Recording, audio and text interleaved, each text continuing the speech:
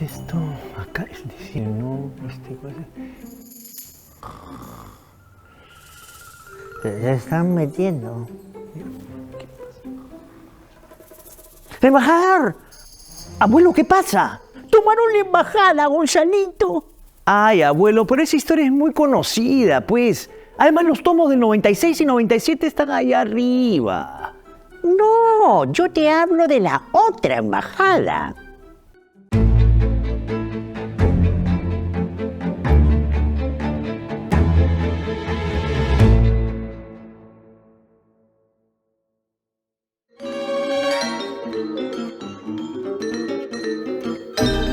Claro, ese es un episodio poco recordado y sucedió cuando estábamos a punto de volver a la democracia en el Perú.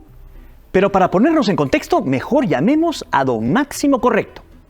Gracias por el pase. A inicios de 1980, el Perú ya contaba con una nueva constitución aprobada el año anterior, pero que recién entraría en vigencia el 28 de julio de ese año, cuando asumiera la presidencia un ciudadano elegido en los comicios libres del 18 de mayo de 1980. Aún gobernaba el general Francisco Morales Bermúdez y el Perú estaba en plena efervescencia electoral. Estamos hablando de la toma de la embajada peruana en La Habana por cubanos insatisfechos con el régimen castrista. Y ese tenso episodio diplomático tuvo que ser atendido por el gobierno militar y en especial por el ministro de Relaciones Exteriores de entonces, Arturo García García. ¿Ya ves? ¡Súper interesante! Eso sucedió el 4 de abril de 1980. No tan rápido, abuelo. Primero hay que contar todos los detalles y cómo fue apareciendo la noticia en el diario El Comercio.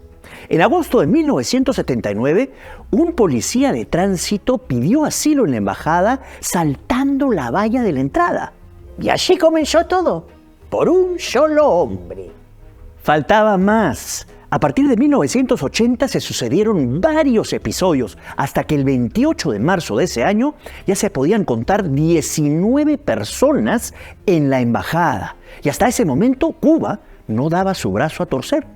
Para ese momento ya había una pequeña disputa entre Perú y Cuba que se negaba a reconocer el asilo. El Comercio entrevistó al canciller, quien dijo que Perú haría respetar el derecho de asilo. Y luego vinieron los eventos del 1 de abril, en donde un autobús se estrella contra la puerta e inclusive hay un tiroteo desde afuera que deja un policía muerto. ¿Y el 4? ¿Qué sucedió el 4? Sucedió que el caso se volvió tan serio que ameritaba una primera plana. Pero también el caso exasperó a Fidel, que tildó a los que pedían asilo como delincuentes comunes, lumpen y elementos antisociales, responsabilizando a los gobiernos de Perú y Venezuela, a cuya embajada también habían entrado algunos, de haber creado la situación. Y en un acto temerario, quitó la protección policial a la embajada diciendo por altavoces y la radio: pueden irse del país si les da la gana.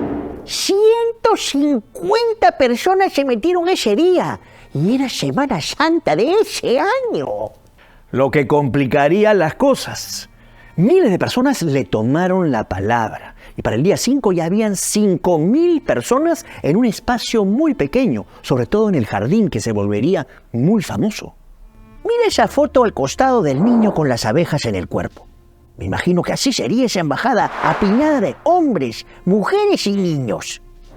Al día siguiente la cifra se duplica y ya se cuentan 10.000 personas. ¡10.000, abuelo! La situación se hacía crítica. Las tratativas del canciller tenían que ser inmediatas, no solo con el gobierno cubano, sino también con otros países de la región, puesto que Perú no iba a poder acoger a tanta gente. Y las condiciones de vida eran apremiantes: higiene, camas, enfermedades, alimentos, baños, etc. Había que actuar rápido, empadronando a la gente y pidiendo ayuda al grupo andino. Continuaban las escaramuzas y se describen a las personas de toda condición que estaban dentro como un grupo heterogéneo, desde campesinos a doctores, desde familias enteras a individuos solos. El 11 de abril, el gobierno peruano emitió un comunicado con la intención de recibir a 1.000 personas, detallándose las primeras acciones para ello. El resultado final del empadronamiento arrojó la cifra de 10.800 personas, que luego fue afinándose a la cifra de 10.300. ¿Pero a dónde irían a parar? No nos adelantemos. Se menciona que van saliendo 1.500 personas de la embajada, cada uno con su pasaporte.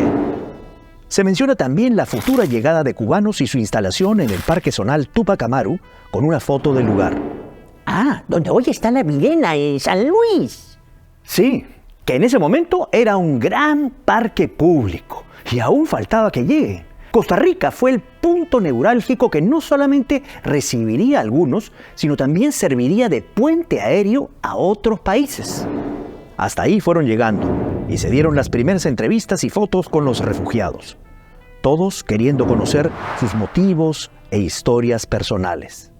Fueron agredidos a su salida de Cuba. Habráse visto. A pesar de eso, el 18 de abril fue la llegada del primer grupo de cubanos al aeropuerto Jorge Chávez de Lima.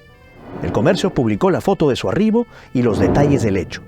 De inmediato, fueron trasladados al Parque Zonal y se permitió la entrada de periodistas a entrevistar a los recién llegados. ¿Y los demás?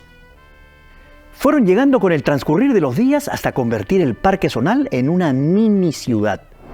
Los testimonios recogidos hablaban de sus penurias, del hambre y del racionamiento en Cuba, y hacían hincapié en que no eran lacras sociales. Hablaban de sus sueños y de sus profesiones, de sus familias y de las sonrisas de sus hijos. Lo que pasa es que Castro los quería desacreditar ante el mundo. Y lo que sucedió después fue el éxodo de Mariel.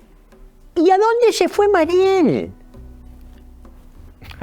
No, abuelo. La crisis de la embajada peruana dio pie a que cubanos exiliados en Florida organizaran un puente marítimo de rescate. Castro aceptó a que llegaran al puerto de Mariel embarcaciones pequeñas a recoger familiares. Esto sucedió hasta octubre, en que se suspendió dicho recojo. Para ese entonces, 125.000 cubanos ya habían emigrado a los Estados Unidos.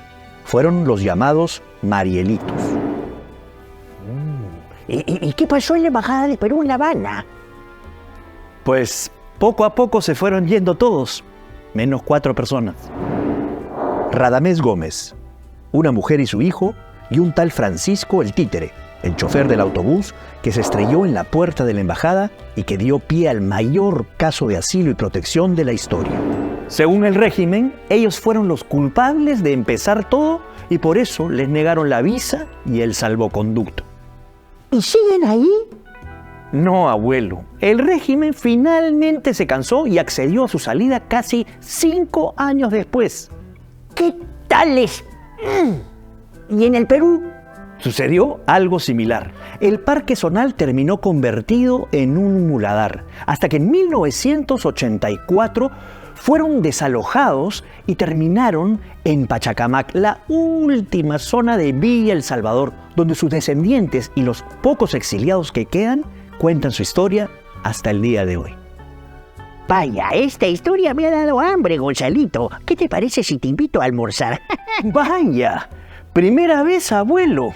¿Y qué vamos a comer? Un riquísimo arrocito a la cubana. Ay, ya.